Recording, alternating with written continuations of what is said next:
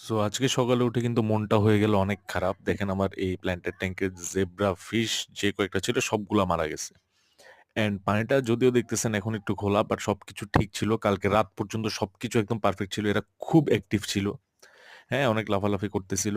But আমি কালকে যেয়ে একটা নতুন খাবার নিয়ে আসছি। এই খাবারটা আমি আগেও ইউজ করছি। বাট এই প্যাকেটে কোনো সমস্যা আছে নাকি আমি ওইটা সিওর নাই। ওসাকার এই গ্রিন ওয়ান এর আ এই এই খাবারটা নিয়ে আসছিলাম। এটা কালকে অল্প দিছি। একদম দেখা যাচ্ছে ধরেন যে অল্প কয়েকটা খাবার দিছি। বাট এটা দিলাম। ওরা খাইলো সবকিছু ঠিকঠাক। বাট তারপরে দেখলাম সকালে উঠে এই অবস্থা। যাই হোক সকালটা কিন্তু সুন্দর। শুধু ওই জেব্রা গুলার জন্যই আমার খুব কষ্ট লাগতেছে। এখন আর কিছু তো করার নাই।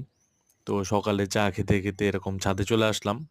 গাপ্পি ফ্রাই গুলাকে দেখার জন্য। কারণ আমি ৩-৪ দিন থাকবো না এখানে। সো এই কারণে দেখতে আসলাম। দেখেন মাশাআল্লাহ এরা কিন্তু অনেক ভালোভাবে গ্রো করছে। পানিটা কমে গেছে একটু। পানিটা আবার দিয়ে দিতে হবে। আমি পানিটা ফুল করে দিয়ে যাবো। আ স কিন্তু এইখানে আবার আরেকটা সমস্যা হইছে হচ্ছে আমার এই ট্যাঙ্কটার মধ্যে যে গাপ্পিগুলো ছিল ওই দেখেন নিচে। এরা আবার ফ্রাই দিছে।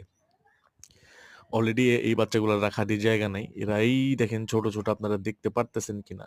একদম এই অ্যালগির সাইড দিয়ে লুকায় আছে।